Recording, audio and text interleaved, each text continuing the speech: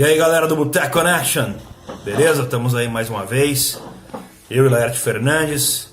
Mais uma vez eu aqui no interior de São Paulo, Laerte Fernandes na capital. E vamos aí gravar mais um vídeo para vocês. A gente vai falar aí sobre um documentário muito interessante do Michael Moore, né? Seguindo aí a nossa linha de análise de documentários. Esse documentário que a gente vai falar um pouquinho hoje chama-se Capitalismo, uma história de amor. Fala galera, beleza? Então vamos falar aí sobre esse documentário, continuar essa pegada de docs aí. Esse documentário é do Michael Moore, foi um documentário feito em 2009. Ele vai falar ali sobre as questões do capitalismo norte-americano ali, né, no final de 2008. É um documentário pós o crash de 2008, né? Então ele vai questionar muito essa questão da crise econômica de 2008, que talvez tenha sido a última grande crise econômica do capitalismo que aconteceu aí. Mas vamos começar abrindo a cerveja, né? Eu tô hoje tomando uma Porter, chama Cocada Preta, da Beerhoff. Vou abrir aqui. Barba, o que você tá tomando? Eu vou tomar uma... Eu tô um pouquinho mais humilde que o Laerte. Eu vou tomar uma English Ale da cervejaria Ashby. É uma boa cerveja também. Vamos lá. Barulhinho do capitalismo, né? De abrir a cerveja. Vamos ver se ela tá com uma cor interessante.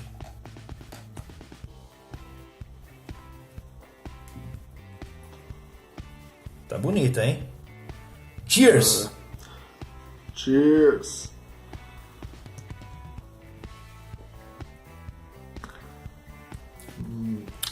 Muito boa. Aqui também tá bom. Essa aqui tem coco e cacau. Nossa, tá... Essa aqui ela tem caramelo, então ela é um pouquinho adocicada, sabe? Ela é um pouquinho adocicada, tem caramelo. Realmente muito gostosa. Mas vamos começar aí, então, falar um pouquinho sobre o documentário, né? Vamos lá. Eu acho que o que a gente pode começar a falar um pouquinho, na verdade, é que eu acho que o documentário é uma crítica ao capitalismo e uma exaltação da democracia. Eu acho que essa é a mensagem, assim, o principal que o Michael Moore traz assim, no documentário. Aí se você quiser começar a entrar aí nos tópicos aí, a gente já vai comentando. Vamos dar uma contextualizada, né? Sim.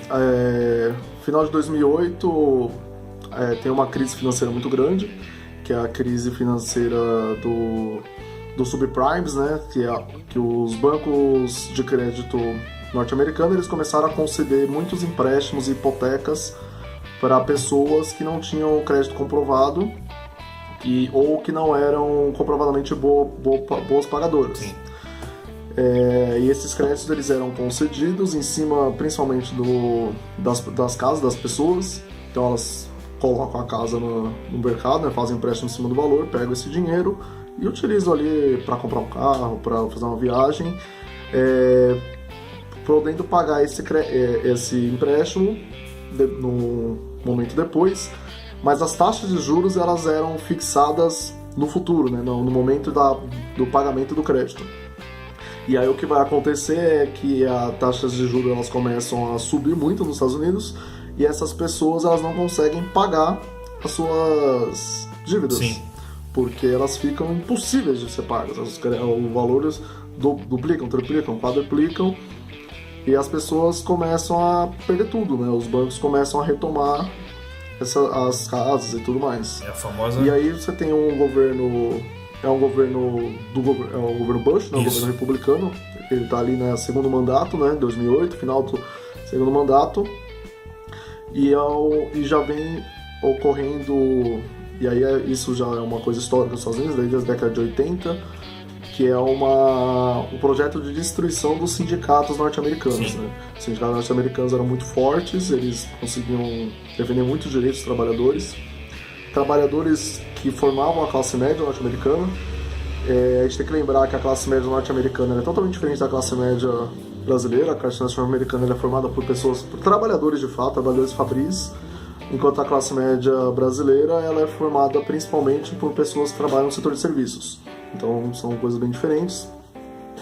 E aí esses trabalhadores vão perdendo muitos direitos e vai ter esse ápice ali no final do 2000, né, 2008, antes pouco antes de 2010, e junto a isso vem um projeto de desregulamentação financeira dos sistemas de crédito, de cobrança dos bancários e tudo mais, que aumenta o lucro dos bancos e das instituições financeiras e dos especuladores, colocando esse lucro nas costas do trabalhador. Aí é para destruir mesmo, né? Lembrando que antes do Ronald Reagan, que foi o presidente que deu início, né, a esse processo de dar mais, vamos dizer, ênfase, né, ao mercado financeiro, ao livre mercado, né? Porque antes do Ronald Reagan a gente teve o Jimmy Carter, né, mandato de 77 a 81, e o Jimmy Carter tinha uma visão mais progressista do país e da situação econômica que os Estados Unidos vivia.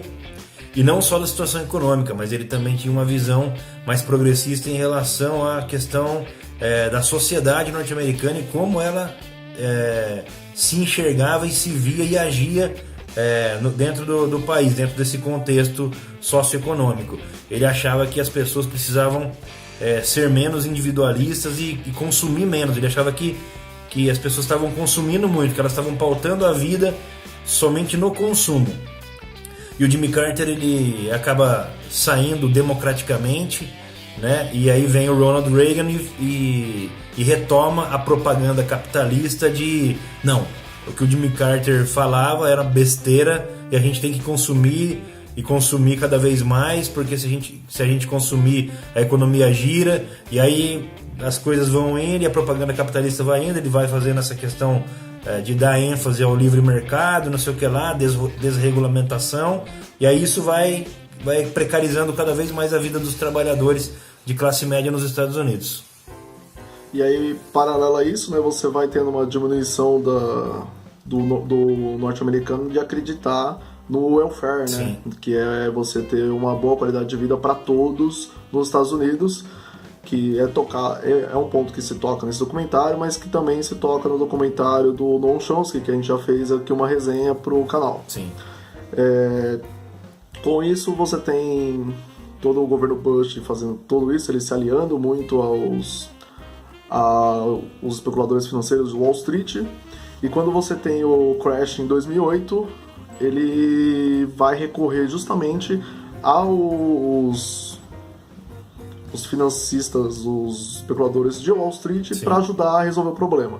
Então ele vai chamar a Goldman Sachs, toda a cúpula do Goldman Sachs, que é um dos bancos que fale, e chama essa cúpula para ser quem vai criar o sistema que vai salvar a economia norte-americana, sendo que quem destruiu a economia norte-americana foram eles, né? Ou seja, você então chama o vírus para consertar a doença. É muito louco, né? E aí o que esses caras vão propor é um pacote de 700 bilhões de dólares para socorrer os bancos, que em primeiro momento não passa pelo Congresso norte-americano, porque o povo norte-americano ele se manifesta e pede que os seus representantes não votem nesse pacote. Sim. Então na primeira votação ele é bloqueado, mas alguns dias depois ocorre uma nova votação e aí através de acordos, promessas feitas, lobistas, o acordo passa. E aí o acordo passa sem que os bancos tenham que dizer para o governo norte-americano onde será gasto esse dinheiro. Sim. E aí surge todas aquelas notícias dos principais diretores ganhando bônus de $1 milhão por ter falido um banco. Com dinheiro público, Enquanto as pessoas que estão com problemas de crédito não têm nenhum apoio. Enquanto fábricas que estão fechando e deixando todo mundo desempregado não tem nenhum apoio para tentar se manter. Ou enquanto essas fábricas fecham, as pessoas são mandadas embora sem receber o que elas merecem. É interessante que começa um processo de revolta, né, das pessoas, porque elas começam a perceber que como pode o Estado socorrer com uma quantia exorbitante de dinheiro bancos que faliram e ajudaram a destruir a economia norte-americana e que prejudicou a todos, né? Então, acho que um dos casos emblemáticos é daquela família que se recusa a deixar a casa dela. Na verdade, não é que eles se recusam, eles deixam, né? São despejados pelo banco e eles vão morar num trailer, num container, e depois eles acabam dizendo, não, vamos voltar para nossa casa e tal, influenciados por uma congressista norte-americana que fala no Congresso para as pessoas fazerem isso. Olha, vocês não devem aceitar que vocês sejam despejados porque foi injetado muito dinheiro para salvar esses bancos, então vocês devem cobrar esse dinheiro de volta. E aí então ela pede para as pessoas não deixarem as casas. Aí essa família volta para a casa dela, e aí as pessoas do bairro começam a ajudá-los e tal, e aí cria um movimento, esse movimento fica famoso, a mídia começa a apoiar essa família. Esse movimento começou a crescer e foi muito interessante nos Estados Unidos. Você vê as pessoas, a partir dessa família, as pessoas crescendo e tomando as ruas e fazendo manifestações contra os bancos, né, e contra o investimento que o Estado fez para salvar os bancos e tentar retomar um pouco da democracia, né, o poder do povo para controlar a sociedade, né? E é justamente nesse momento que o Michael Moore vai fazer um paralelo entre um memorando que vazou do Citibank em 2006, que era um memorando para os acionistas que falava como eles poderiam manter o status quo, se manter ganhando muito dinheiro. E eles vão definir que os Estados Unidos é o melhor país para isso, para você conseguir continuar ganhando bastante dinheiro, porque os Estados Unidos já não é mais uma democracia, é uma plutocracia. Né? Onde quem tem dinheiro manda. Então, o 1% mais rico dos Estados Unidos tem a mesma quantia de dinheiro que os 95% mais pobres.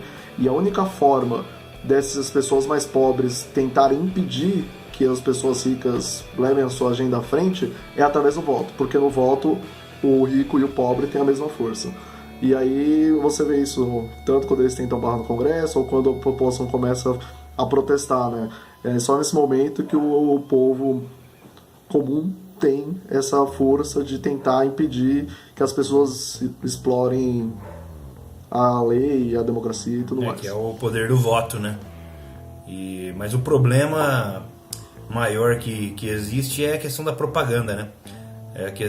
O capitalismo ele é tão forte, inclusive tem umas pessoas que o Michael Moore entrevista, como aqueles padres, por exemplo, né? Ele entrevista o padre que casou ele, né, que fez o casamento dele, e aí o padre que fez o casamento dele fala justamente que é isso, né, que o capitalismo ele tem uma força tão poderosa de fazer com que as pessoas que são dominadas, né, pelo sistema acreditem que elas possam sair da posição de dominadas para a posição de dominantes, né, ou seja, de sair da classe média e chegar a classes mais da elite da sociedade, né? E a gente sabe que isso não existe em nenhum país. Você tem, claro, pessoas que conseguem pular, né, de classe na estratificação social, mas não é todo mundo que consegue, né? A gente sabe que aqui no Brasil, por exemplo, a gente está vivendo uma situação parecida como a que o documentário mostra, né? A gente tem aqui, 10 mil pessoas aí que conseguem ter mais dinheiro do que, sei lá, milhões de pessoas aqui no Brasil. Segundo alguns levantamentos aí, eu acho que 1% das pessoas no Brasil tem mais dinheiro do que 100 milhões de brasileiros, entendeu? Então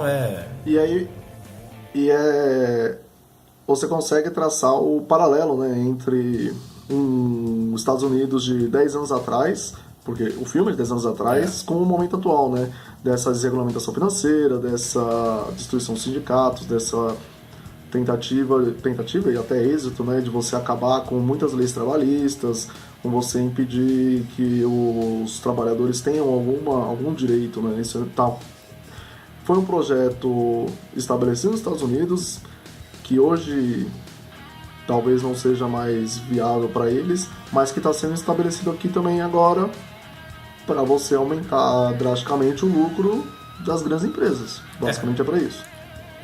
O que o documentário mostra é que, comprovadamente, o que você tinha nos Estados Unidos, e isso o Noam Chomsky fala bem naquele documentário que a gente analisou, né, que é o Hacking for American Dream, né, que é a questão de você não tem mais o estado de bem-estar social que você tinha nos anos 50, 60, 70 nos Estados Unidos, né?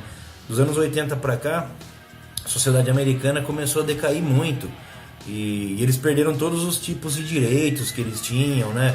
Os sindicatos caíram.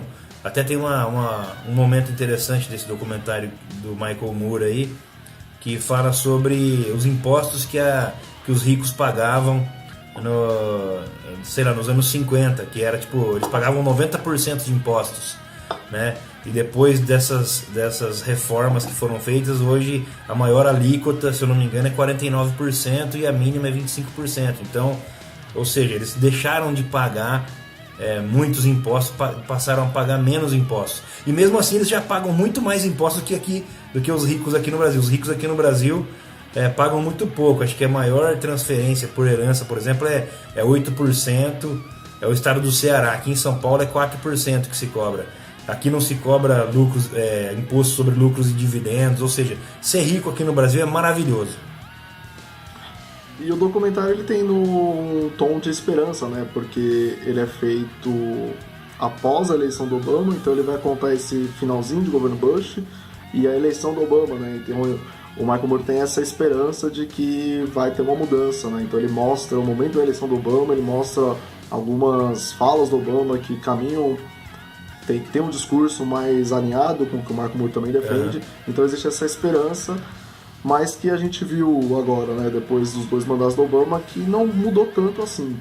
Eu não sei se o Barba concorda muito comigo, mas na minha visão o Obama ele mudou muita coisa, ele melhorou muita coisa para muita gente, mas ele esqueceu do norte-americano médio, branco, do interior dos Estados Unidos, que é esse cara que forma principalmente a massa principal da classe média norte-americana, que é esse cara que influencia muito nas eleições, e para esse cara as coisas não mudaram tanto desde o governo Bush passando pelo Obama, e é esse cara que vai agora eleger o Trump.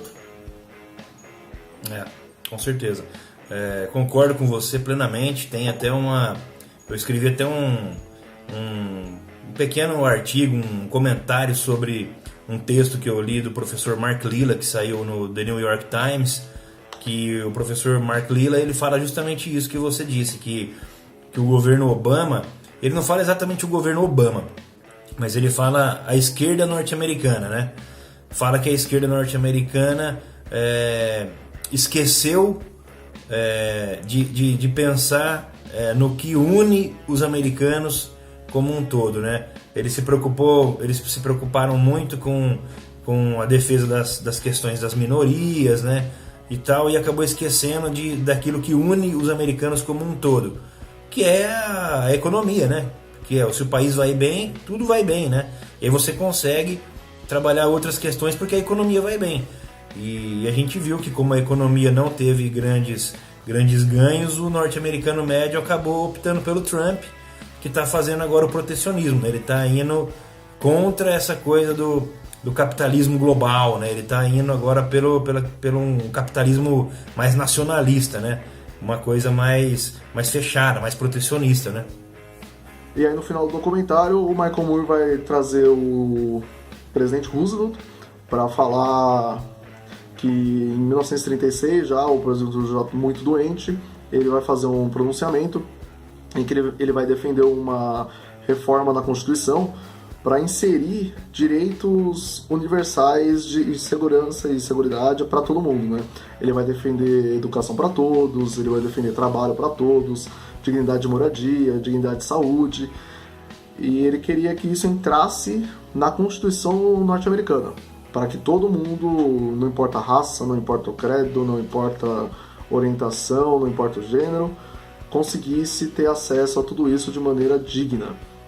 Mas infelizmente o presidente Roosevelt morre no ano seguinte, e como era contexto ali de Segunda Guerra Mundial, as pessoas que trabalhavam com ele foram para a Europa para ajudar a reconstruir a Europa no final da Segunda Guerra. e isso se reflete nas constituições da Itália, Alemanha e Japão, que são constituições muito progressistas para a época. A italiana ele vai defender direitos iguais para as mulheres já em 47.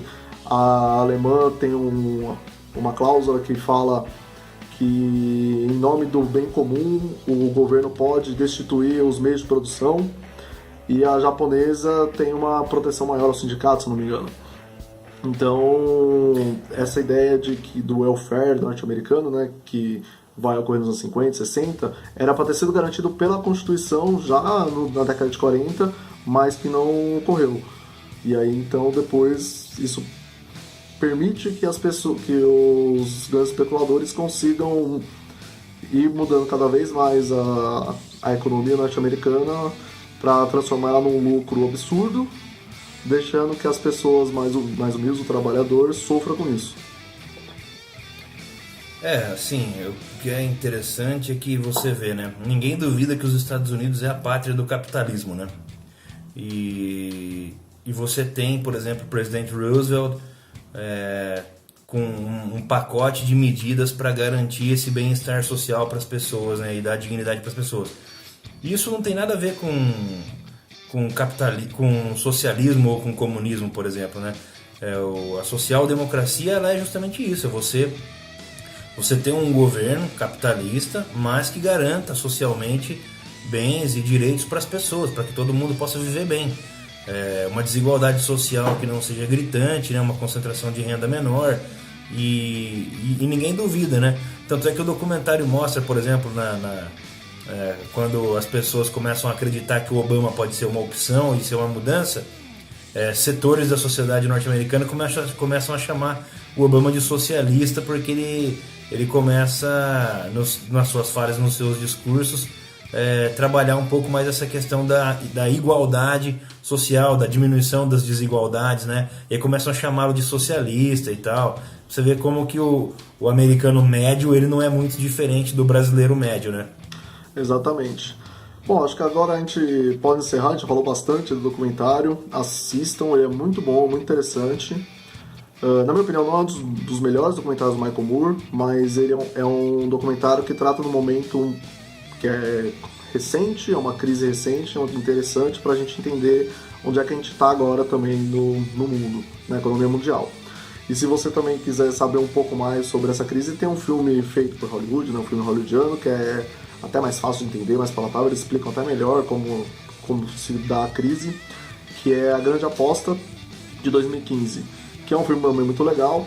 Eu não gosto muito da atitude dos personagens do filme, porque eles se aproveitam da crise para ganhar dinheiro, para ficar rico, mas é um filme legal. Não, o filme é muito bom porque contextualiza bem, mostra, né, o momento e mostra que existem pessoas que conseguem enxergar os problemas, só que em vez de elas enxergando o problema, irem avisar ou irem fazer uma movimentação para que resolva o problema, não. O cara foi lá e usou a questão dele ter enxergado o problema para trabalhar em cima disso e ganhar dinheiro e ficar rico com a desgraça alheia dos papéis podres, né? Então, realmente esse filme é muito interessante.